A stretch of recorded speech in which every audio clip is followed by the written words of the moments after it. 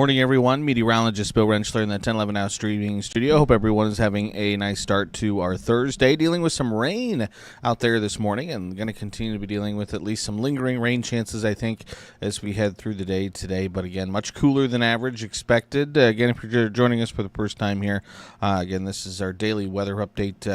From the streaming desk. Again, hope to do this most every day.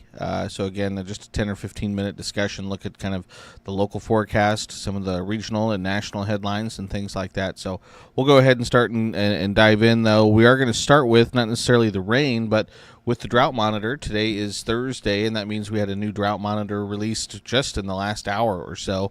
And this is what the drought monitor looked like last week. Again, we had some abnormally dry conditions across the southern tier of the state, spot there in the north central sections of the state. And then we did have some moderate to even severe drought conditions across parts of western Nebraska. Unfortunately, if we look at the most recent drought monitor, things have worsened some. So this was last week, and now this is the latest drought monitor that was released. We've seen drought conditions expand across north central and northwestern sections of the state. We've seen drought conditions expand across the southeast, now have drought conditions back into Lancaster County, at least the southern sections of Lancaster County. So again, things just getting a little bit worse everywhere across the state. This is a look at the change map across the state of Nebraska. Again, so those areas that we see in yellow are one class of degradation worse. So again, that's where the drought monitor is expanded. So you can see definitely across the northwestern corner of the state, the southeastern corner of the state, northern Kansas, across parts of western South Dakota, eastern Wyoming, and then northeastern Colorado. Things have just gotten a little bit worse over the course of the last week. Hopefully, again, we can kind of turn things back around a little bit. Again, the rain that we're getting today, again, won't count, or didn't count. That won't be included until we hit next week's drought monitor. So if you look at the drought over time, this is for the state of Nebraska, and this is going back an entire year. And again, you can see for the most part, things have been pretty good for the course of the last year. And really, it was June and July that we really saw hopefully the bottom. Hopefully you continue to see it get better, but you can see the abnormally dry conditions now cover about just over a third of the state, and that's the highest number that we've had. You have to go back to October of last year when we had more percentage of the state under abnormally dry conditions. Again, still half of the state, though, is under no drought, and we'll always take that, but again, we'd like to see it a little bit more. If you zoom out, look at a national view drought monitor, again, the worst conditions, there's really three spots. One is kind of northern Virginia into parts of West Virginia out by D.C., the southwestern parts of Texas into southeastern New Mexico, and then we have a spot across parts of western Montana where we have some extreme drought. But again, kind of the eastern half of the country, not doing too bad. Western half of the U.S. right now is dealing with some drought conditions. And then again, this is that kind of year. It's late summer.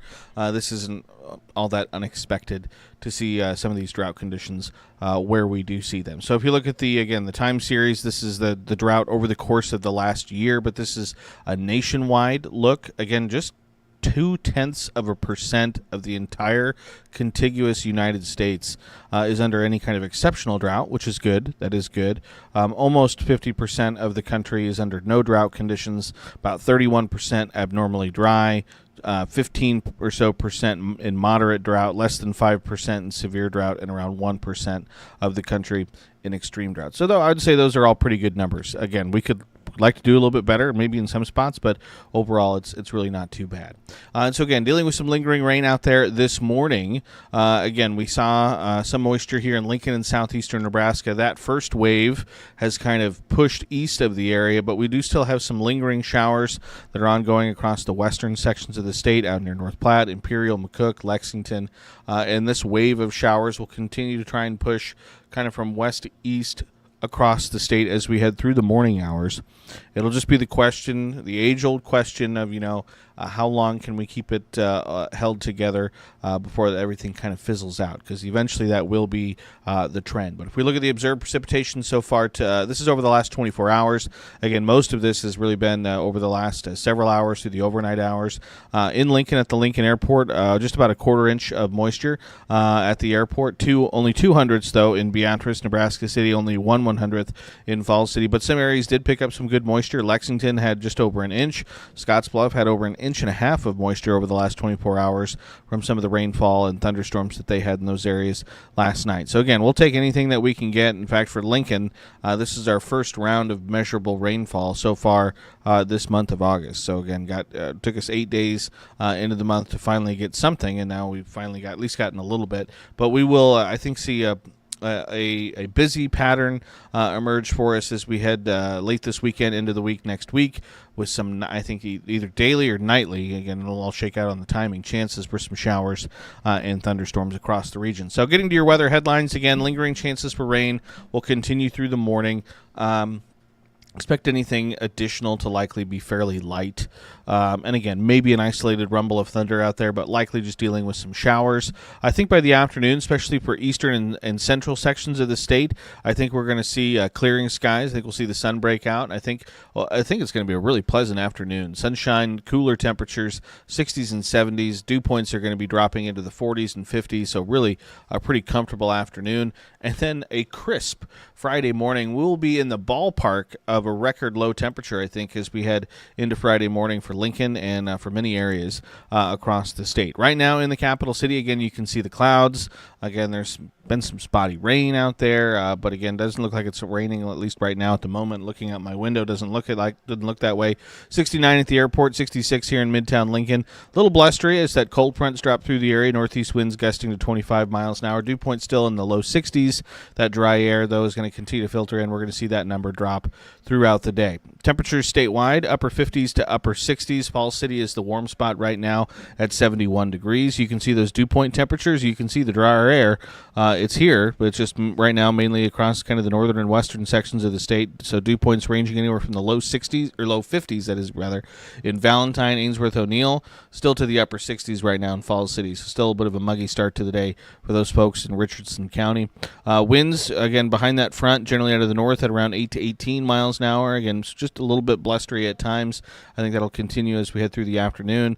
At satellite and radar picture, again, one wave of moisture kind of exiting the region. Still have some lingering showers, though, to the west, and we'll keep an eye on those. Those are going to continue to try and drift to the east. We'll see how long that they can hold together before they kind of fizzle out. You zoom out, look at a regional view. Again, you can see that first wave of moisture we had pushing into parts of Missouri. Otherwise, again, not a whole lot else going on, at least in our neck of the woods. You zoom out and look at a national view. We still, for the third day, really fourth day talking about this, have remnants of Hurricane Debbie. We have flash flood warnings that cover a huge portion of North Carolina into South Carolina as this storm continues to just incredibly slowly dump huge amounts of rain across the Carolinas and along the eastern seaboard, and that's not going to change as we head over the next couple days. It's going to continue to it'll finally speed up here, but it's going to continue to push up the eastern seaboard, and it's going to drop a lot of moisture. So if we check out Skycast back here at home,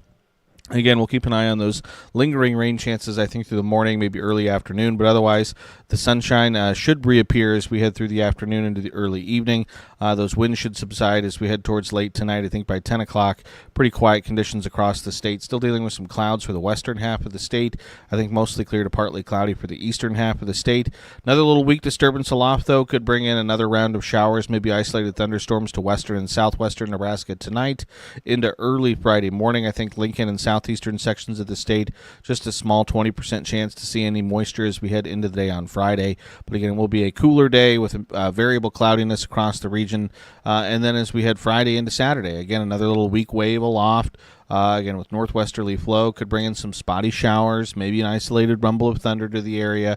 Most areas, though, likely stay dry with those variable cloudiness across the region. So again, going to be one of those patterns as we head over the next several days. That northwest flow aloft, we just get these little disturbances that kind of in that northwest flow pass through the area, is enough to spark off some isolated scattered showers, maybe an isolated thunderstorm or two mixed in there, and that's what we're going to continue to watch. As far as severe weather, no severe weather expected in the Midwest today. Again, have marginal and slight risk along the East Coast there with remnants of Hurricane Debbie. Also have a marginal risk across parts of southern Utah into northern Arizona. But again, no widespread severe weather expected today or for the day tomorrow, which is good news, or for the day on Saturday, which again is good news. But again, we could see at least some general thunderstorms with some of those showers that I mentioned.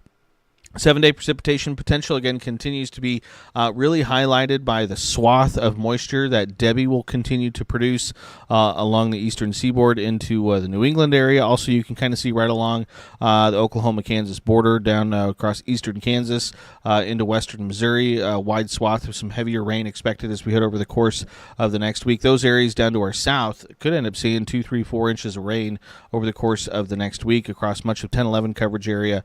We're looking at anywhere between around a quarter to maybe up to an inch of moisture as we head through the next 7 days. Again, this takes us from today through August 15th. So again, rain chances will be there, but don't think necessarily going to be dealing with heavy rain as we head over the course of the next week. But check out these temperatures. High temperatures today, again, topping out mid-60s to mid-70s from west to east across the state. Again, the western half of the state going to continue to be dealing with some clouds and rain that'll hold down temperatures, while we should see at least some clearing for the eastern half of the state. That'll allow temperatures to warm up just a little bit. But 74 in Lincoln, again, 71 in Grand Island, upper 60s in North Platte. Again, kind of a little taste of fall this afternoon with some of these temperatures. And then, again, if you want to sleep with the windows open tonight, you could. It might be a little bit, again, like I said, crisp, chilly, upper 40s, low 50s for low temperatures as we head into Friday morning. Again, this will be one of the coolest mornings we've had since early June, if these numbers verify, which, again, I see no reason why they wouldn't. So, again, a crisp start to our Friday. I'm really going to enjoy those temperatures. Friday afternoon temperatures remain well below average, and again, ranging anywhere from the low 60s in the west to the mid-70s across the eastern sections of the state. In Lincoln, we'll say 77, again 71 in Grand Island, 64 in North Platte for the day on Friday. As we head into the weekend, Saturday morning, low temperatures. Again, these are cooler than normal, and again, you could sleep with the windows open. Low to mid-50s across most of the state to start the weekend on Saturday. Saturday afternoon, high temperatures staying well below average. We're upper 60s to upper 70s across the state as we start the weekend. 7-day forecast looks like this. Again, you can see we keep temperatures in the 70s all the way through Monday of next week. Temperatures then jumping back to the lower to middle 80s by Tuesday. Middle to upper 80s, which is where we should be this time of year by next Wednesday. And again, you can see a lot of chances for moisture there on the board.